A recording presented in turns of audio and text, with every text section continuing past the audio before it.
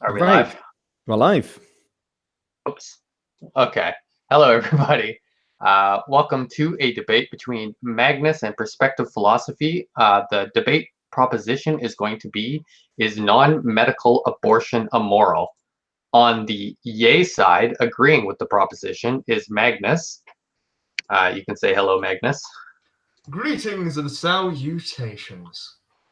And on the nay side is going to be Lewis. Yep, you know who I am. I don't think that all non-medical abortion is immoral. All right. So we're going to be doing a formal style, which means we're going to have timed segments. We will be starting with openers between the two participants. Then we'll be having 5-minute rebuttals, followed by a cross-examine, followed by a second rebuttal, and then we'll be finishing off with closing statements. Is everybody ready to go on that? As ready as I'm 100%. going to be. We're going to be Did you starting mention- with Magnus. So Sorry, I Magnus, didn't if you catch want to it. go ahead. Did you mention Go. that we were doing a Q&A? Oh, At the end? we can be doing a Q&A at the end. Yeah. All right, awesome. So shall I start my introduction? I will start you off now. All right. Greetings and salutations, ladies and gentlemen. Over the next 10 minutes, I'll be presenting my opening argument, first defining the terms of this discussion, before moving on to prove that from the zygote onwards, a human being, even one in development, is worthy of moral value. The boundaries of this topic will be centered on non-medically necessary abortion. That is to say, the termination of a fetus without a reasonable expectation of the mother's death or health being severely compromised. I will be arguing that any such act is immoral given most moral systems, and is in fact repugnant to the majority of the populace once given proper thought. Let me be clear. At the moment where a human sperm penetrates a human ovum or an egg, a new entity comes into existence, the aforementioned zygote, an organism which at its basis level is materially human, being made up of a DNA structure identical to the strands you and I both possess. Genetically, the zygote and onwards is distinct, a composition that is absolutely unique from itself, different from any other human that has ever existed, including that of its mother. From its creation, the zygote acts immediately and decisively, initiating a program of development that will, if uninterrupted by accident, disease, or external intervention, proceed seamlessly through the formation of a definitive body, birth, childhood, adolescence, maturity, aging, ending with death. This will be important to keep in mind as the debate continues, as the capacity of this definitively human organism is entirely dissimilar to comparisons of individual sperm/egg cells, all of which are mere extensions of one human at its basis level. Such an argument comparing the two is a blatantly false equivalence. The scientific evidence is quite plain. At the moment of fusion of a human sperm and egg, a new entity comes into existence which is distinctly human, alive, and an individual organism. Now that this has been made clear, the burden falls upon me to demonstrate that this developing being has any moral value, which I will now demonstrate in the second half of my introduction. I assert the developing infant is entitled to moral value based upon capacity. Capacity for what, you may reasonably ask? I have two arguments for this that instantly spring to mind. I'll be presenting my introduction, my personal view. However, I also have constructed an argument that will work for different moral systems other than my own. So, as I presented earlier, if left unimpeded, the zygote will proceed seamlessly through formation of a definitive body, birth, childhood, adolescence, and maturity. As is the norm for human beings, it can be reasonably expected that in all but the most marginal cases where this entity, once fully developed, will be a moral agent, capable of both grasping and evaluating morality. I hold the position that such an agent has intrinsic moral value. But if moral value is present, there has to be an evaluator who consequently has made a value judgment. Such a judge has intrinsic value because they are constantly evaluating themselves.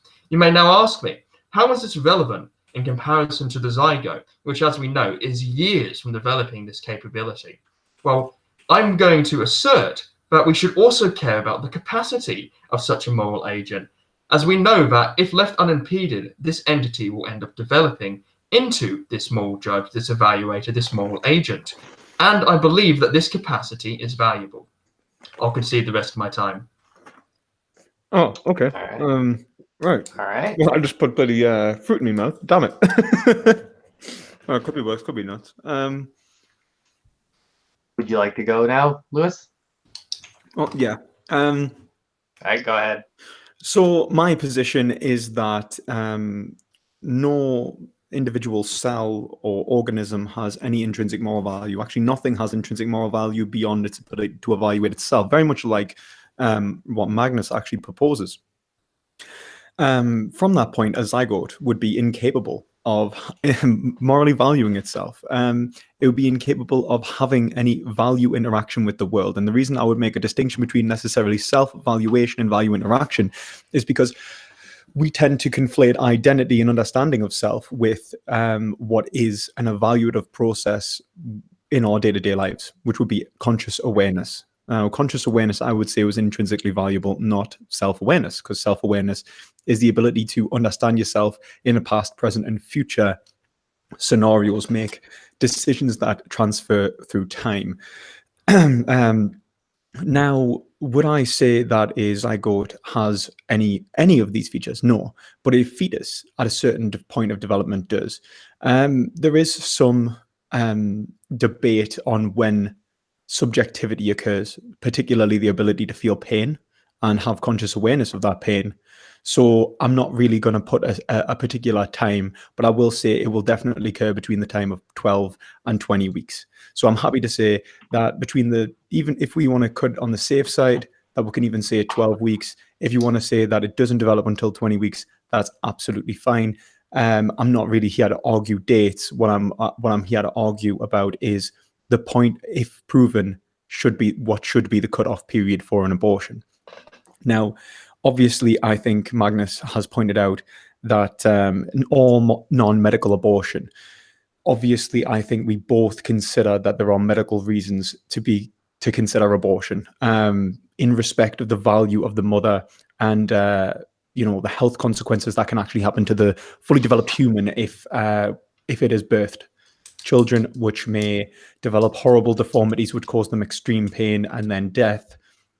It may be more moral to consider that pain in the present and prevent them from feeling it. Now,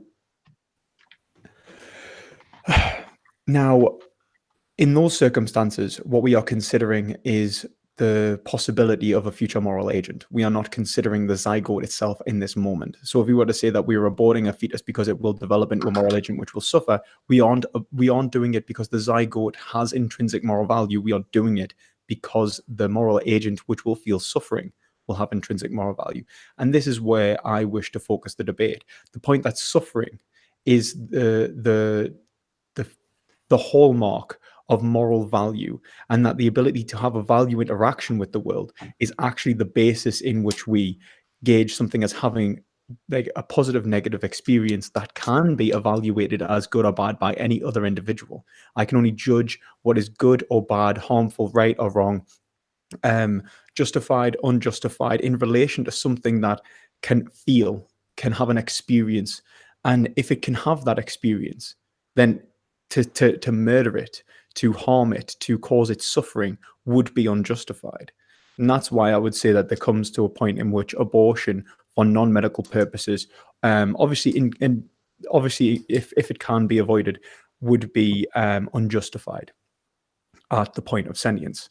Now, if we were to say a zygote has more value intrinsically, I want to question why gametes don't have intrinsic moral value, why the potentiality to form a rational moral agent gives something moral value when perhaps all gametes have this potential. They all have a unique biodiversity to them, and once combined with another gamete will form a unique human. This potentiality, I think, is really conceptual.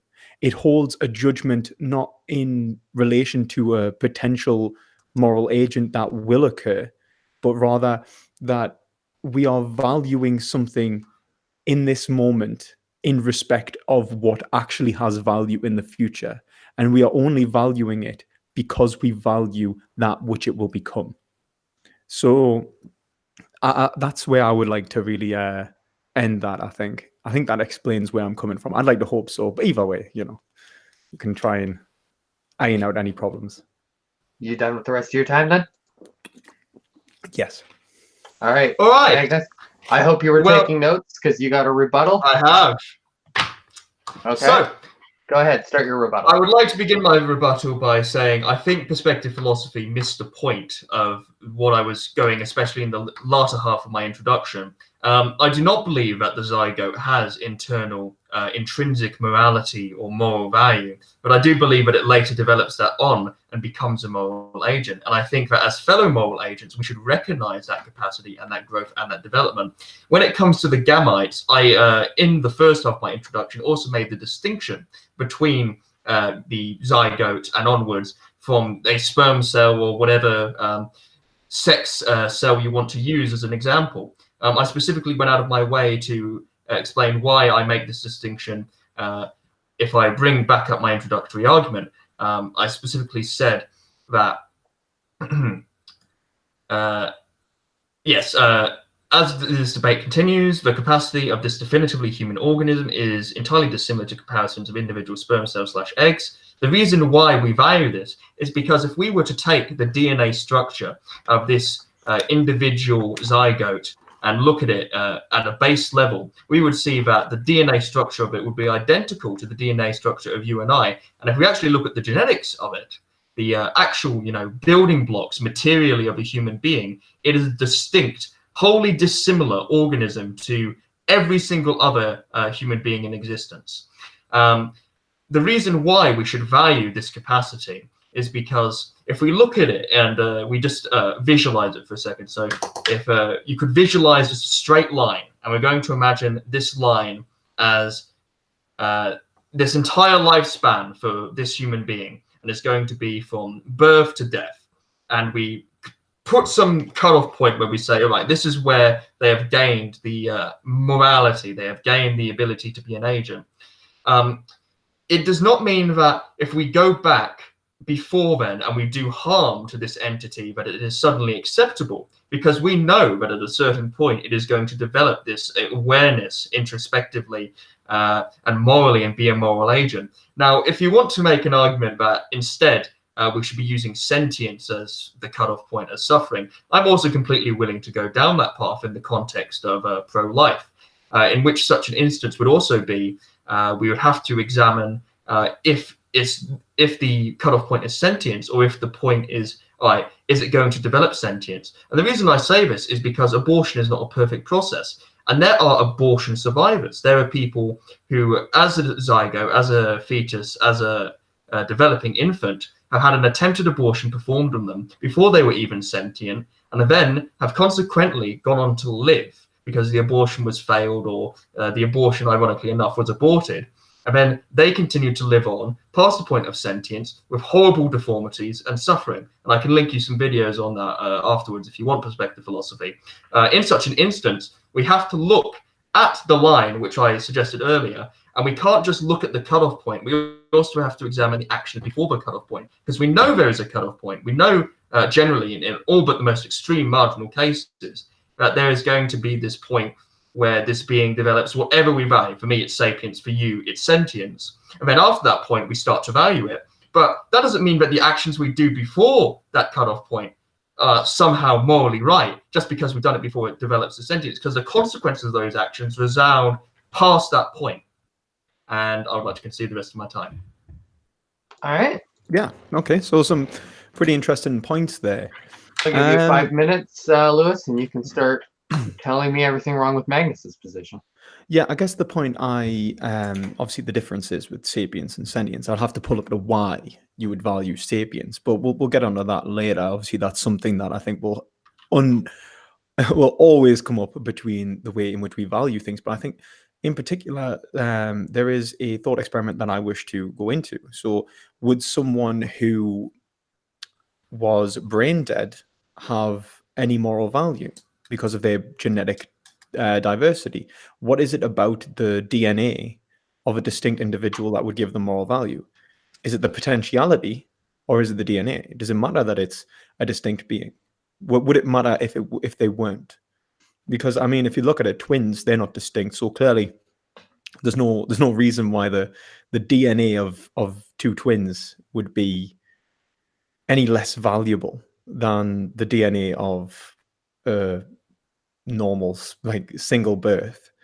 So I don't think it's necessarily anything related to the DNA itself in Magnus's position. If I'm understanding it right, it has more to do with the potential moral agent that will be developed, and in respect of that moral agent, how we should treat the developing stages in which it is undergoing. Now, if we are saying that abortions can fail, and that's why you're against it, well, that's a pretty good argument. I can agree in many cases that if the risk was too great,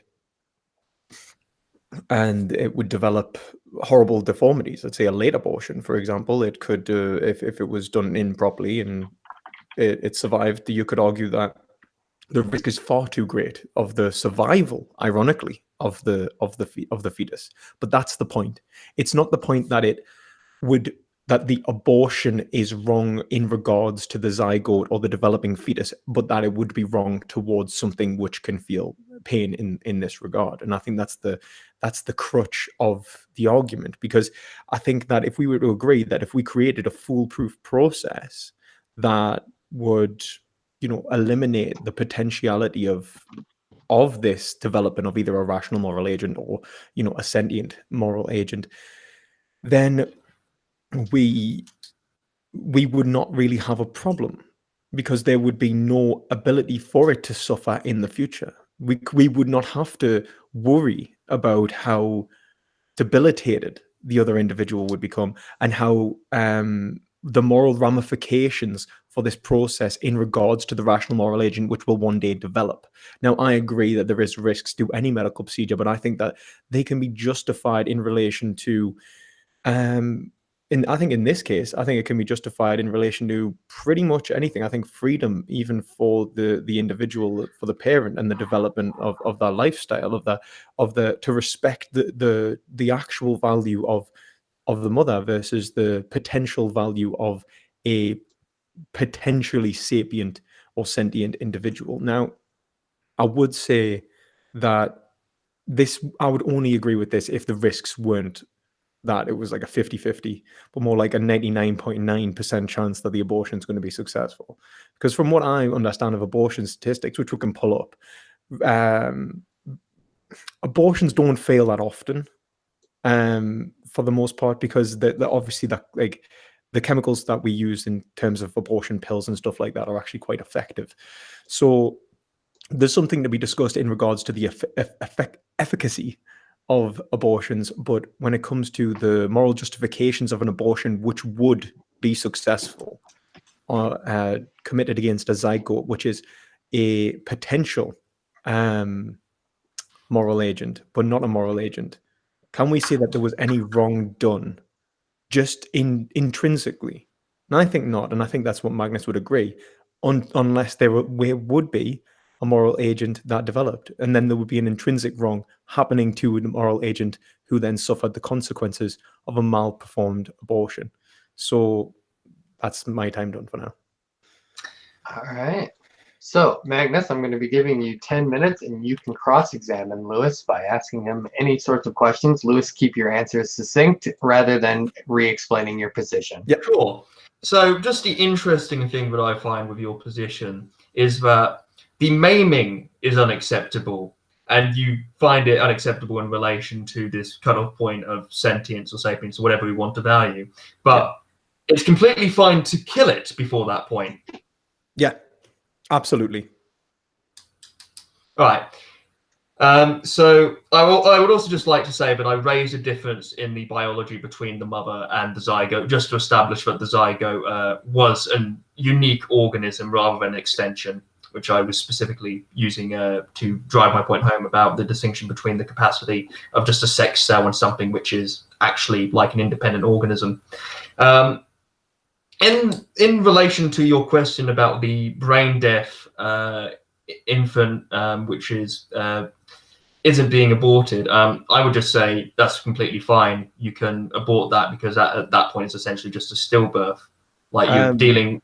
I didn't mean that. I meant, like, for example, a brain dead, fully developed human who was alive, birthed, and was able to. Can we euthanize those people? Oh, should we Oh, yeah, sure. We should cut. I don't think the action. I don't think you see, there's issues with euthanasia ethically for me. I think it's a very specific role that shouldn't be performed by doctors. But I do think that in such an instance where you do have someone who is so severely brain damaged where they're not going to be able to in any way recover and they're just completely screwed as an individual, as a shell rather than an actual human being, they should be put out of their misery as this horrible parody of what human life should be as we plug a bunch of machines into them.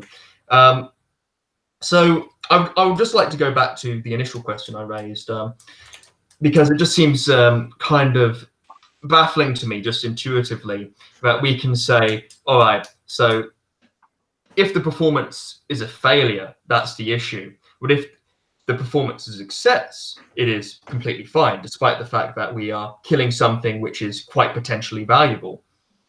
Potentially valuable, yeah. Potentially valuable. So why should I not value that potential? Well, there's a difference between valuing a potential and valuing an actual, isn't there? There's a difference between, like, for example, my evaluation of a pile of wood and my evaluation of the fire that's being produced from a pile of wood. I mean, I would value a pile of wood in relation to producing a fire when I'm cold. But if I'm not producing a fire with that wood, if I have no need for the fire, if there's no reason the fire is necessary, then why would I value the wood? Now the point is, and what if you knew that pile of wood was over the course of the next 9 months going to become sentient? Would you then just throw it into the fire beforehand? I think I get a bit of a shock, like. Okay, so over the course of the next 9 months, the pile of wood becomes sentient. Wow. Yeah. Is it acceptable to then throw it into the fire beforehand? Yeah. Eviscerating it? Yep. Despite the fact that you know definitively, but after that cutoff point, it is going to be this entity that you value. Yeah, because there's not anything I value at this All point. right, so I would like to ask then, so let's say that I'm a pregnant mother for a second, and I know that I'm pregnant, but it's still at the early stages. You would consider it fine for me to smoke, drink, etc., do whatever I want to this non-viable entity, because it's still just at this point conceptual in capacity. The only reason I would argue against that is for what I would do is I'd question as to why they haven't went for an abortion as soon as possible, because I think that the faster you could be for whatever reason. Well, because the faster you get the abortion, the greater likelihood that it won't develop into a sentient being. So I would say that they don't want an abortion, but they're going to smoke, they're going to drink alcohol, and it's still in the conceptual stage. Well, that's going to affect the sentient being, isn't it? Once it is developed. Mm-hmm. So it's killing it. No, because killing it means that it won't be affected at all, because there was no sentient being. There will be no sentient being. All right. What if we know? What if we just say, for instance, we don't know if this baby is going to be born alive or dead? All right. It's a 50-50 coin flip. Right. All right. And it's because of this mother's behavior with the alcohol and the smoking and the drug use that this is the case. Right. Is that immoral? Is which immoral? The smoking and the drug use? Well, no, in relation to knowing you're pregnant and doing this to a conceptual human being, which would be the zygote, the fetuses, etc. So let's say, like, she might have, like, there is a chance that she may have accidentally aborted the child in the early stages herself by taking all of these substances, but there is a 50% chance that actually it will be born deformed. Yeah. Right. Well, then I would say that she's committing a moral act because she's gambling with the potential sentient being's well-being. All right. So what if she goes for an abortion and she knows, and the doctors tell her there is a risk that we're going to fuck up and we're going to have to born this deformed baby? Is it still then immoral? It depends on the likelihood of the failure. All right. What if the failure is like 20%? I think 20% is quite high. I mean, that's about 1/5. So yeah, I would say that you would have to be very. I think there would have to be some very good reasons as to why you would be willing to gamble the well-being of another in that regard. Sure. So I would just like to ask, why gamble at all when you know there's a risk, and we've specified in this hypothetical there's no medical reason for this abortion to be performed. Why take and gamble the risk when you can just give birth to the child? Let me just finish. And if needed, if for whatever reason, if your justification is freedom, you can give that child up for adoption, foster care, etc. That's also the case if you were a rape victim. You don't even have to look at the child once after it's out. Well, when it comes to freedom and so on, first, I would say putting it up for adoption and so on, we're talking about the potential suffering of of the child in the first place. So we're talking about the social circumstances in which it could be born. I mean, if we're talking about a child being born into abstract poverty, then it may be very well better that it wasn't born in the first place than born to potentially starve. Take a child born in China during the one-child policy, and it was a girl. I think it would be more moral to prevent the development of a female fetus than to allow it to die in a bin. I think that there is definitely social scenarios which are non-medical, which can obviously modulate the risk factors people take with having children and not having children. And I think that at the time in which it isn't sentient, if it was a foolproof process, then there would be no issue in the first place. But since it is a flawed process, then the risks need to be measured against the potential risks on the opposite side, because both having the child and not having the child seem to have their complications. So what we'd have to judge is whether the moral implications of one are actually better or worse than the other. Now, if you're saying that there is a 99% chance that this child will not be born, then I would say that the mother is acting in the best interests of the potentiality of the individual, because the individual may be born to suffer, or she may be respecting herself in a way that allows her not only to develop socially and economically, which she could then use to sustain a child in the future, but she could also then face horrible social ramifications as well from having a child, let's say, outside of wedlock and so on like that, depending upon the Try and keep your answers short there, Lewis. Yeah, sorry. So there's a lot of modulating factors, is what I'm saying. But I mean, I'm happy to discuss them. Sure. So the thing I would like to raise is, it seems like you're using Bennett's asymmetry there, where you're saying, well, suffering is going to happen after this birth has occurred. Couldn't I just as easily say it's also quite possible that a pleasurable experience could happen for this child, and this child will live a happy life? Because that is still quite possible, even if you are put up for adoption in a foster care system. And in the specific example you brought up of the one-child policy in China, I think the best reaction wouldn't have been to abort the female at all or throw it into a bin, but it probably would have been to adopt out to the West, or better yet, not be so irresponsible to have a child in the first place where you couldn't sustain it. Okay, but we'll talk about the likelihood of abortion failing and not the likelihood of contraception. I find that's sure. But the whole question is about, is abortion immoral? Yeah, well, it's whether abortion is immoral. At the same time, what we can say is that there are certain circumstances that goes beyond people's social control. So we can say that people were pregnant not because they could have prevented it. Pregnancies occur accidentally. All right, time's up. Okay, so we're going to be moving on to the next segment, in which Perspective Philosophy can question Magnus about his beliefs. We're going to start you off with 10 minutes. You can go ahead. Yeah, so what is it about a zygote that gives it moral value? Just briefly, just explain it. Is it the biodiversity? Is it the genes? Or is it the potentiality to be a rational agent? It would be the fact I established the biological differences just to establish that it was a unique organism, and it is a unique organism that is consequently human. And I would say the reason why we should grant it extrinsic value as moral agents ourselves is to examine it as a potential future moral agent with that capacity. So the value is extrinsic. That's good to make just to elaborate, just to make sure. Okay, so would you say that, I think you did say that that you would be okay euthanizing a brain dead human, there would be no moral ramifications for euthanizing a brain dead human? Other than, well, I think the brain dead human is either the property of the family, and without next of kin, it would then be the property of the state. So in such an instance, if it's the property of the family gets to decide what to do with it. If they want to keep around a puppet for whatever reason, they can do it.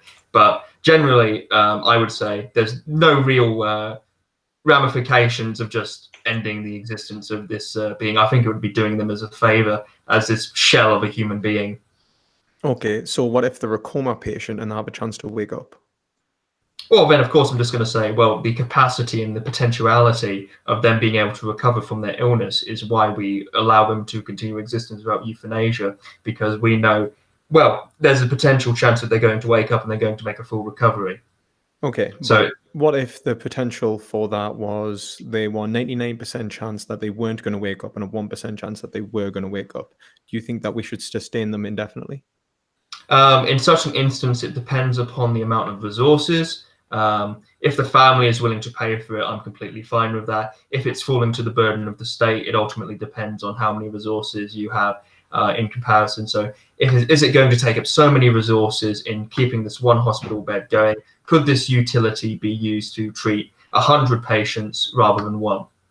Okay, now what if that individual wakes up in 20 years and has no family to speak of because that his wife's left them or something, she's remarried because he's been like dead pretty much for 20 years. His mother and father are dead. He has no siblings and he's alone, and that loneliness causes him great suffering. He actually lives a life of quite a painful life from this moment on. Would we not have been justified in killing him when he was in a coma, given light of retrospectively? No, because despite the suffering he may endure later on, I would hope that someone perhaps introduces him to existential philosophy or something, or stoic philosophy, so he can find peace with his suffering. So just because a being may endure suffering does not mean we should end its existence. That would be a quite anti-natalist argument where we just decide to nuke the world because we know, well, generally some suffering might occur. Yeah, I think what we're saying in this scenario is that the suffering will always be greater than well-being. That's what I'm pointing at. I'm trying to give a scenario in which the suffering is more likely to be greater than well-being. Sure. So we know we can hop in our time machine and go through this man's last 20 years of life after he's woken up from the coma, and we go, oh yeah, he has. We can say we'll hop in a time machine, but then we could also say, like, based upon the evidence that we have in relation to the social circumstances he will be thrown into, based upon the ability to understand himself. He might be waking up with no memory, for example. He might be waking up with the mind. Well, you see, that's interesting because there is a man in the UK, I don't know if you've heard of him, who has a 7-minute memory, and he wakes up every single. He has a diary, and it's a fascinating diary. I give you a link to it. It's a fascinating read. But essentially, this is the man with the worst case of retrograde amnesia in the world. So his short-term memory is 7 minutes, and every 7 minutes, he writes in his diary, "I've just woken up," and he scribbles out the previous one. And he's done that for like the last 30 years. So in such an instance where we're talking about someone suffering to that extent, I still think they're worth keeping around, even if just for the low possible chance that whatever's ailing them can be fixed or improved or cured, or even just, and this will sound quite,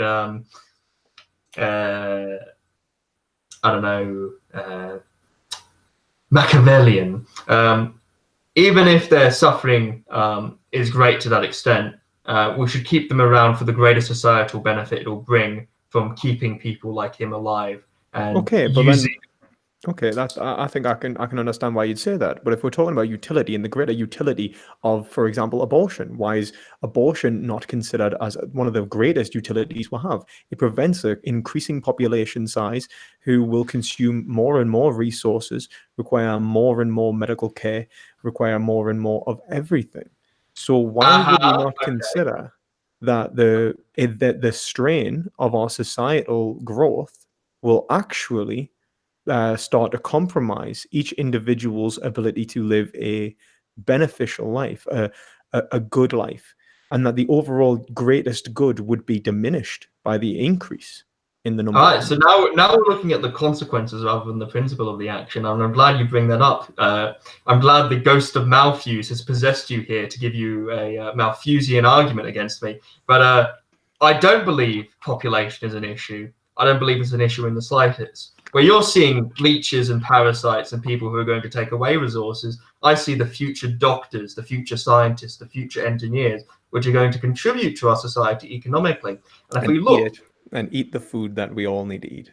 But it's about whether they generate a net surplus. And if we actually look in countries where widespread abortion has been state mandated, like China, we see it has led to drastic effects. China is facing a massive demographic crisis within the next 50 years because of their idiotic one-child policy, which is why they reversed it primarily, because it's leading to stupid economic outcomes. So if we're going to talk just from a utilitarian perspective. Well, no one mandated abortion, did they? Well, they heavily encouraged it. I'm saying in this conversation, I'm not telling people they must get an abortion. Yeah. This is just as a rebuttal to like the economic argument. Keep in mind, this is Perspectives time. I know. I'm sorry. So yeah, I will just wrap that up and I'll say I can make the exact same counter argument in reverse and just go, well, these are the future doctors, the future scientists, the future labor pool which you were aborting, which would actually generate a net surplus. I think that surplus is unjustified. I think the increase in population could be sustained on a much smaller amount of workforce. In fact, the increase in things like automation show that there could be an economic benefit in reducing population size, because we're going to have to sustain this population by giving them things like a living wage. So how would you say that we could sustain an ever-increasing amount of individuals before they would even hit working age, may I add? Because a lot of the time, okay, in the West, we live in what is a declining population, from what I'm aware. But depending upon how many children people have, and say contraception is failing, and obviously the amount of children we would be having would be going up with abortion. I couldn't say the exact amount. So let's say the amount of children we have goes up, population is steadily inclining, which it is. How would we sustain an ever-increasing amount of dependence? Because that is what is going to be increasing first. We are going to have to find ways using our current resources to maintain these future doctors, future scientists. Sure, which is a future investment. So what you would be looking at is you'd be looking at a temporary short pain in which we see a period of population increasing beyond the resources, which will lead to competitive competition, the labor pool being decreased. But then you would see over time, you would see this increased economic output over a long period as these people went on to find jobs, create businesses, etc. I think the amount of unemployment in my state is evidence against that, because even though we have more people, we simply do not employ them.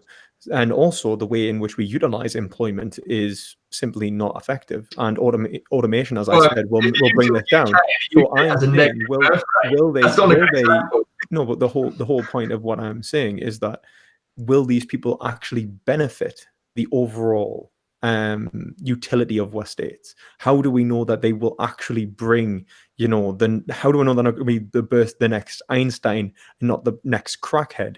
That this is the point is that regardless of who it is, they're going to be consuming resources. Regardless of who it is, 30 seconds. They are going to be requiring the necessities of life. And in this case, this is what is pulling into question. We are running low on water. We are running on food supplies. How are we going to sustain them without a magical scientific innovation that can... Right, so I'll just rebut in the last 30 seconds what answer the question. I think that's total nonsense. We don't have a shortage of food supply. We don't have a shortage of fresh water. We don't have a shortage of any of these abundant resources. The issue is logistics, not production. So if you want to criticize the capitalist... So the time's up, Magnus, but it is your rebuttal now. So you can go ahead and continue talking about whatever points you think have been wrong so far. Go ahead. Cool. So in that last point, if you want to talk about the logistical issue of capitalism leading to certain people having an overabundance of resources in comparison to others, that's fine. But the issue isn't a lack of food. We produce shit tons of food. We produce metric tons and mountains of strawberries every year, but we could feed people. but we don't because of a logistical issue. It's not a matter of production. That's just a matter of the system being faulty. Now, if you want to discuss how someone becomes the next crackhead or the Einstein and how do we know, the truth is we don't, because it's such a complicated process: intellect, intelligence, the ability to function socially well within society. The point I would raise is that by having more people, you are increasing your chances of the Einstein, even if you are increasing the chances of the crackhead, because we can just have this broader plethora of talent and unique diversity within the human expression of intellect and form, and we will see not only the worst elements of society, but we'll also see the best. What other point did I want to raise? Yeah, so getting back to the original topic was if abortion is immoral, because you seem to think that me raising the idea of failing the contraceptives and then leading to this abortion, somehow that was an irrelevant or weird argument. I think it's a completely valid thing to bring up, because if you are engaging in sex, pregnancy doesn't occur by accident most of the time. If you are engaging with sex, you would know the potential consequences of what you are doing, even if you have contraceptives, and you know the risks, you know the consequences, and in such an instance you should be aware of the potential consequences. And if these potential consequences should occur, you should take it on the chin, give birth to the child, put it up for adoption if it is such a massive economic concern for your personal freedom and your life goals. And in such an instance, I would also be looking at fostering a better foster care system and a better adoption system to ensure that these minors are given the best possible chance in life, to alleviate your concerns of the poor social standing they might be brought into. All right, I'm done. Okay, right. Okay, go ahead, Lewis. You got 5 minutes. Right. So if we look at, you say it's the matter of the system, I think you were talking about the idea of that capitalism is the problem necessarily. The logistics of food supplies, well, these abortions are happening in the hellscape of capitalism, I think someone called it. The point is that unless you're saying that, what they need to do is keep the baby and then fight a socialist revolution to feed it, I don't think that's necessarily going to be the most effective method of feeding that children, is it? Like the point is these people are making decisions in the situations in which they are in, relative to their socio-political environment, not relative to the utopian environment we would be able to produce. Not to say that I do not agree in that we should combat the logistical issues within capitalism and wealth distribution, but I think to say that mothers and fathers need to consider these issues when they are considering the abortion, perhaps they could make workers cooperatives. I don't think that's a fair assessment, especially since they're going to reduce their likelihood of fighting a socialist revolution or anarchist revolution or whatever, even capitalist revolution in our state, in which we don't live in capitalism anymore. So they're not going to actually succeed in that as well if they've got children in tow. They're actually increasing that likelihood of failure, which would affect the overall utility of the state to come. Speaking of utility of the state to come, you said that more people increases the likelihood of those Einsteins and those geniuses being birthed. Actually, I would argue the opposite. I think it could be argued that the resources in which we spend on education, if limited to a smaller number of people, could increase the greater likelihood of more educated, better skilled individuals. Why would we say that the more people we have would increase the likelihood of genius, when I say that the less people we have would increase the likelihood of genius, because they are given more adequate education? And in fact, an education which would allow for an employment in a state in which no longer has an overburdened employment market. And in fact, the labor market would be so unsaturated that employment would be greater. Now, agreed, we can talk about labor markets and being able to combat some of these problems with maybe things like Keynesian economics and even Friedman economics if it was applicated properly.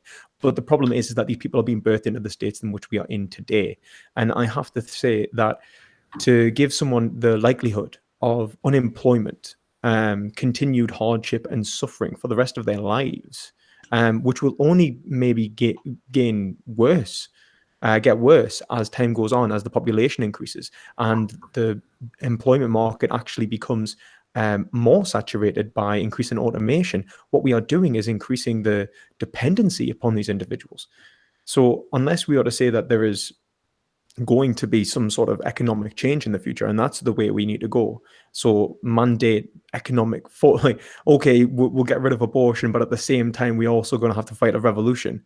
Well, that's something that you'd have to consider when you say that we are going to get rid of abortion.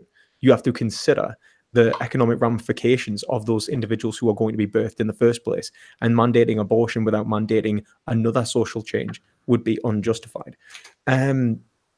Also, what about when we give up these children for abortion, do we not consider the emotional strain, the psychological strain on the children, on the parents, on those individuals who have a natural maternal bond, arguably, and how this will affect how they will live their lives?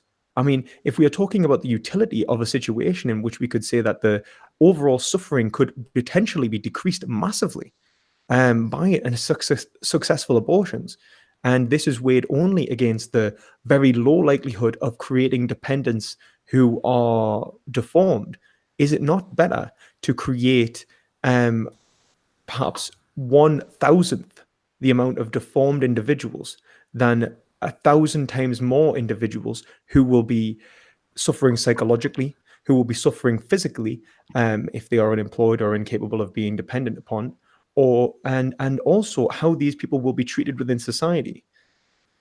There is so many ramifications to this that just saying that overall the utility would be increased by the individuals. Are you playing Bentham's number game? Are we just ramping up the amount of humans in our society so that the utility will eventually go up? Because if that's the case, and life is more difficult than it seems, and I think we both agree that it is, which is why you'd advocate something like Stoic philosophy, then increasing the amount of individuals in society without increasing something like education and those things in which they are dependent upon would ultimately lower the utility and is an unjustifiable moral decision. Time's up. Okay, Magnus, you will have up to 10 minutes if you want to just wrap up what your position is, taking into account the things that have been said in the debate. All right. Well then, ladies and gentlemen, I think we have strayed quite far from the initial topic. I just want to go and rebut a couple of perspective philosophy's points. First off, I'm still unconvinced by this Malthusian argument that increased automation is somehow going to lead to less jobs. I think we're going to increasingly see a more dystopian cyberpunk future where we merge with the machines and more work is created as we simply become, transhuman-esque, and we're able to perform these tasks. I don't think human labor is ever going to be made obsolete within our lifetime, our children's lifetime, our great-great-great-great-great-grandchildren's lifetime. Whether the job market is going to be shrinking with automation, I don't think that's necessarily the case. I think automation has demonstrably shown, like over the last 200 years, that it's actually increased the job market and the total amount of possible jobs. It's just a state of flux and transformation when it comes to that. I'm sure perspective philosophy is going to heavily disagree in his rebuttal. So continuing on, I want to kind of avoid the consequentialist arguments, because we're really debating the act itself rather than the consequences of it. So the question I would raise is, if we were in an ideal world where we had the perfect education system, we had the perfect adoption system, would we still be allowing abortion for things such as, I want to be free? I would hope we would not be doing so, because we would realize as a broader society, we should place this extrinsic value on these developing human beings and infants, and we have the capabilities fully to be able to embrace them. And I don't think necessarily a socialist revolution is the key to that, but I do think a change in society is necessary for that, which is why I advocate for a better foster care system / adoption system, unlike the current trite we have now in most Western countries. Continuing on, circling back to the initial topic, is non-medical abortion immoral? I'm going to definitively assert that it still is. When we examine the value that we place upon the capacity for an individual developing human, a zygote, fetus, etc., I don't think we can then turn around and say it's okay to murder this living thing, which was propelling itself completely interdependently on its mother into a moral agent. It's all right to kill it, completely destroy its existence, erase it, but somehow to maim it is where it's crossing the line. I don't intuitively. I understand. I'm not expressing myself very clearly here, but intuitively it seems backwards to examine the developing human in such a way where we go, all right, if we just do the abortion successfully, then it's morally right. But yeah, I will wrap up my point by saying, going back to my introduction and asserting that for intrinsic moral value to be present, there needs to be an evaluator and a judge. We know that in all but the most fringe marginal cases, the zygote, the fetus, is going to develop into this. We should, as a broader society and as individuals and as moral agents ourselves, place extrinsic value on this capacity for these developing human beings. Just as we were once developing human beings, we should look at such an entity and allow them to be entitled to the right to life. I conclude. All right. Go ahead, Lewis. You can start with yours. Yeah, so the points I would like to bring up really are to bring back to this idea of utopia that Magnus brought around. Like, if we did have these situations where we didn't have to consider the overall utility, why wouldn't we advocate against abortion? Well, I think, in fact, that would be a really great argument for abortion. If we had a utopian society in which the 1.6% of failed abortions, I just checked the statistics, unsuccessful abortions in the first 0 to 77 days didn't occur, then, in fact, we would be better off just eliminating them in the first place. There's no one that has been eliminated. There has been no suffering. There has been no harm to anyone. It is no different than eating a plant. It is no different to doing anything, in fact, because if I trim a leaf off a plant, what is the difference between that and in its biodiversity? If I stamp on a seedling, what is the difference between the biodiversity of a seedling and the zygote? There is none. All there is the potential. So if we were to say that we eliminate this potential through medical intervention, what is the problem? Well, there is no problem. There has been no suffering committed. There can be no suffering committed. So in this situation, I would say that, in fact, abortion would be wholly advocable. I think if to give respect, extrinsic value to a zygote because of the potential harm it could receive in the future, then what we would be saying is that same extrinsic value should be placed upon on abortion itself, in its ability to respect rational moral agents, or more importantly, just people who can feel and have sensations of pain. Because we're not getting into the rational versus irrational moral agent dilemma, which we will ultimately bring us back to veganism. But the point is that the ability to suffer is something that is considerable, not the potential ability to suffer, because that potentiality is only there in theory. If we eliminate that, then there is no harm committed. It's just another form of life, biodiverse as it may be, but holding no extrinsic value. Now bringing it back to the utility point, you say that full automation is unlikely to cause issues with the job market. Well, bearing in mind that we already have a 4% unemployment rate, and that is rising, and a lot of our employment is currently 0-hour contracts. And the way that in which our society works is now service-based and not production. There is great differences between the economies of the industrializing West and the contemporary West, which has exported capitalist production to places like China and India. But let's talk about full automation of these service bases, which would be unbelievably easy. We can fully automate online forums and phone calls and issues in which we input data and sell information and all of this. What we actually hire people for now is really just, to be entirely honest with you, is more related to the inability of a computer to read documents when it's scanned. A lot of the time, things like contract jobs for banks, for PPI, complaints handling is a lot of the time what people are getting paid for now, and these are likely to be automated very soon. I mean, I think the Oxford University just created an AI which can do the exact same job more successfully than every other human. So how would we sustain these people? What we are talking about is the economics of an individual that lives in a society in which their child may or may not face the ravages of unemployment, the suffering of illness. They may have in their family even a 10% chance of having something like Alzheimer's, or a 20% chance of having something there that's debilitating as a child.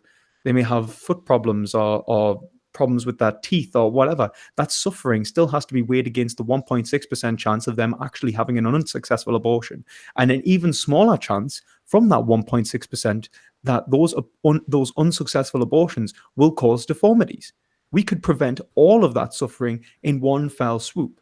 Now, to say that a fully deformed sentient being, what would be okay to be murdered? Well, no. You say that there is no difference between a potential life and a life.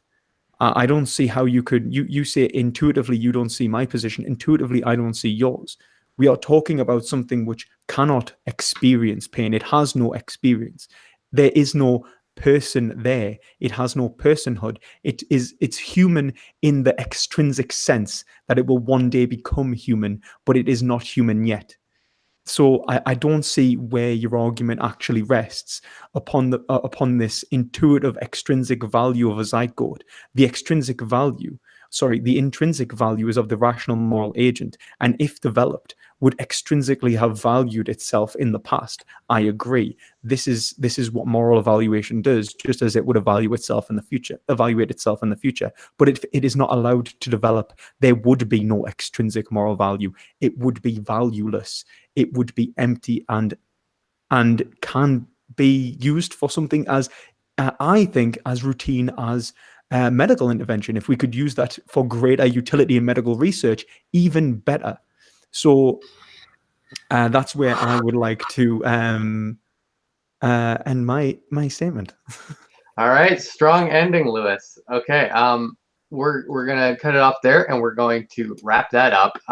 We'll be going on to a Q&A. If anybody wants to ask more questions, I did line some up while you guys were speaking. They don't all have to pertain to the debate, however. So the first one for Lewis is, why is eating chicken eggs wrong? Well, eating chicken and eggs ultimately harms chickens. That's why it's wrong. There's nothing actually wrong with eating the egg. Like there was not even a fetus there. So like a lot of the time they're actually unfertilized. So it's more like gametes. I don't even think Magnus would care. Like even if it was going to become, even if a chicken was like a rational moral agent, I don't think Magnus would care about people eating chicken eggs because there's no chance of an egg developing into a rational moral agent. There is no potential for sentience there in that regard. So it's not something I actually care about. What I care about is the chicken itself, the abuse, the exploitation of chickens within the animal agriculture industry to produce eggs.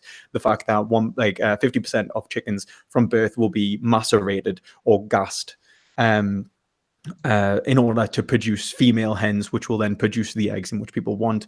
The actual stress and strain of producing these eggs is absolutely horrible for chickens. I mean, the descendants, the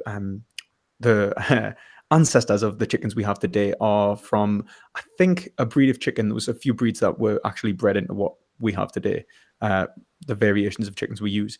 But the one that I think we use had 30 eggs a year. Some people say 12, but I think that was actually a different breed of chicken. I think it had up to 30. And then that was selectively bred to have, I think, up to nearly 200. And it's been genetically modified to have over 300 now. So these chickens are going through a massive amount of stress and strain, bodily strain, even just producing these eggs, because once the eggs are taken, they actually want to produce another one. The body starts producing another one when they realize the egg's gone. They can also be fed these eggs, I think, as well. So I'd say that you'd be better off giving them the calcium back. Apparently it's supposed to be good for them. So I don't think there's any real reason that people should eat eggs because it will cause suffering and harm to sentient beings, but also that they will then cause suffering and harm to you because they're the highest amounts of cholesterol in any animal product, from what I'm aware. All right, Magnus, is there any negative pragmatics to banning abortion that you know of? Banning abortion. Sure, if mishandled, of course, it can certainly lead to negative utility, as is the case with any state governmental policy. So in such an instance, we would have to be looking at adopting a foster care / adoption system, which would be able to manage the increased influx of newly born infants who would be requiring the services. You'd also have to look at otherwise bolstering the ways your state operates, your education system, etc. It can, of course, lead to issues like what happened in Romania, I believe, in the latter half of the 20th century, where abortion was extremely restricted. Even medically, it was extremely restricted, and they had a vast overflow of children and infants without the services to provide for them, which led to a lot of suffering and economic devastation. So the counterpoint to that would be to ensure that you have the correct systems in place to allow the influx to be properly handled. Yeah. All right. No, that's not a question for you, Lewis. Your question will be, would the strict utilitarian perspective of preventing abortion in order to prevent possible suffering be practically an anti-natalist position? For similar reasons, all births should be prevented? The anti-natalist position is actually fairly strong in some respects, but I think it does make a fatal assumption that life is suffering in the first place, that there will be negative utility caused from births. I don't think this is necessarily the case. I think it's an argument that needs to be related to pragmatics again. How capable are we to sustain people's lives, give them a good chance of and a good society to live in, educate them philosophically, and overall, I think these things need to be considered. I think that a position for abortion, for example, in a society that will be having, I don't know, let's say we had 13 billion people in the world and we're struggling to provide for all of the individuals, well, then I think that we probably would want to promote abortion in the early stages as being a greater good than evil. But I wouldn't say that in all scenarios that it would be. I mean, look at it like this. If you've got a declining population and you need people to sustain your elderly, for example, you've got no workforce, you've got no individuals. These people who are birthed can live happy and healthy lives and would also help other people live happy and healthy lives, and the greater utility is increased. So I don't think that it's necessarily an argument for an anti-natalist position, but I think utility can be used to argue for the pragmatics of abortion, which is one of the reasons why I was going to jump in before and say, like, to Magnus and talk about backstreet abortions. I mean, like, even just the reduction of backstreet abortions is something that I think needs to be considered. The fact that people will throw themselves downstairs out of the fear of having these children, and obviously there is other societal ramifications which can occur. But I think these direct harms to individuals are something that need to be considered. Also, I would say I do recognize that a lot of these issues are caused from poor social structures, which could also be resolved. And I think they need to be resolved as well. So I wouldn't say, like, okay, let's advocate of abortion and we'll just keep the stigma of having children outside of wedlock. Well, no, challenge both of them, because the greater utility would be increased in that regard as well. And that actually brings us to a second question from the same user, who I should have been shouting out, Andrew Penny. This is to Magnus. Does Magnus want abortion banned? And if so, what about the harm caused by people trying to get lower quality abortions through other means?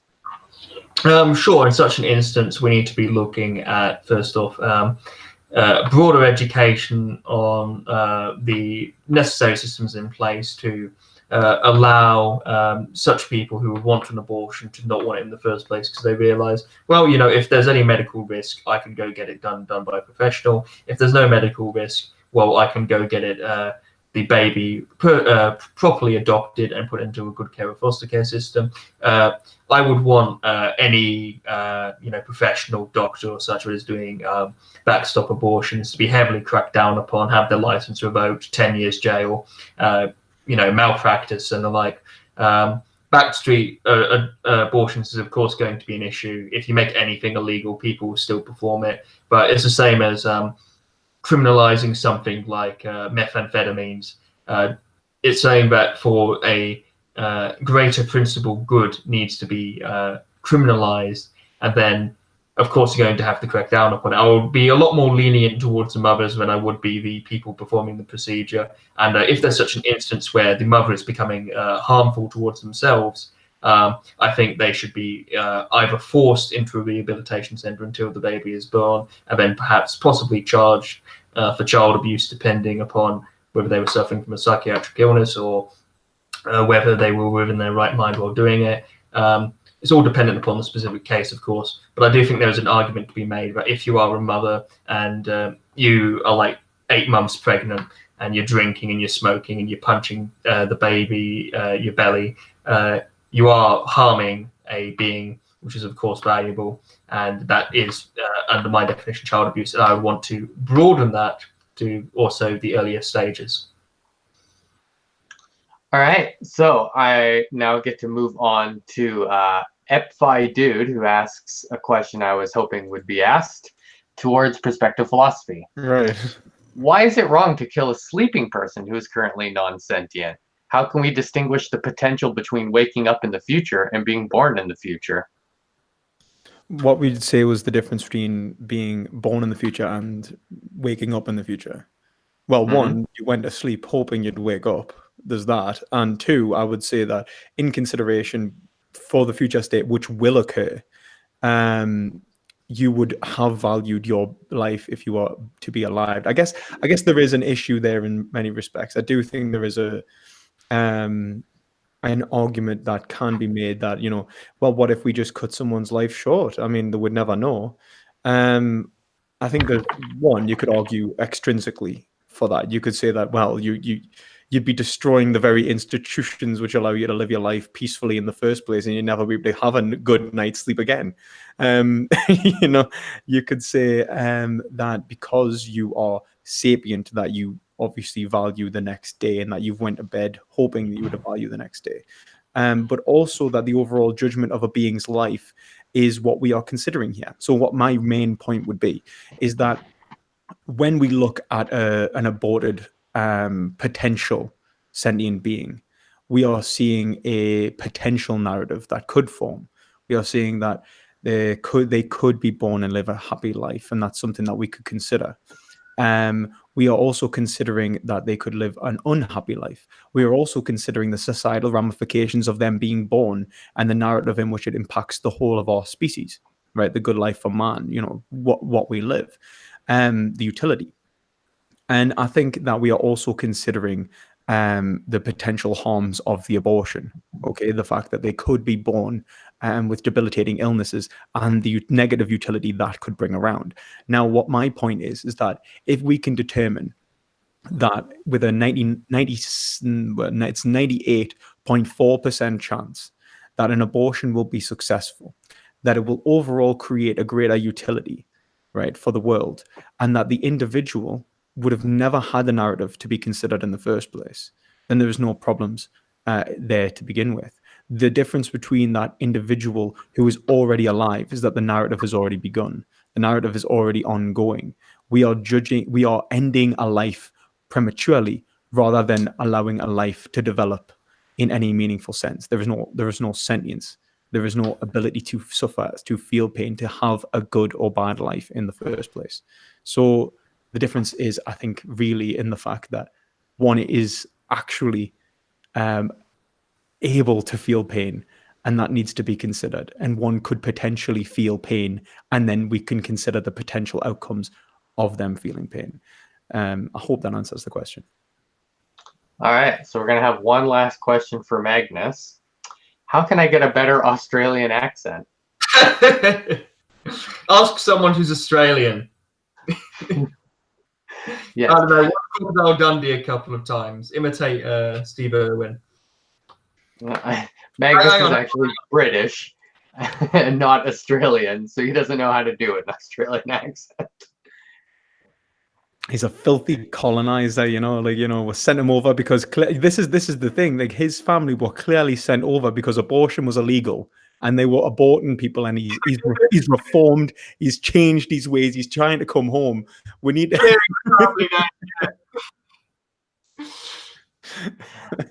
And that's all the questions we have left. Yeah, well, I thoroughly enjoyed it.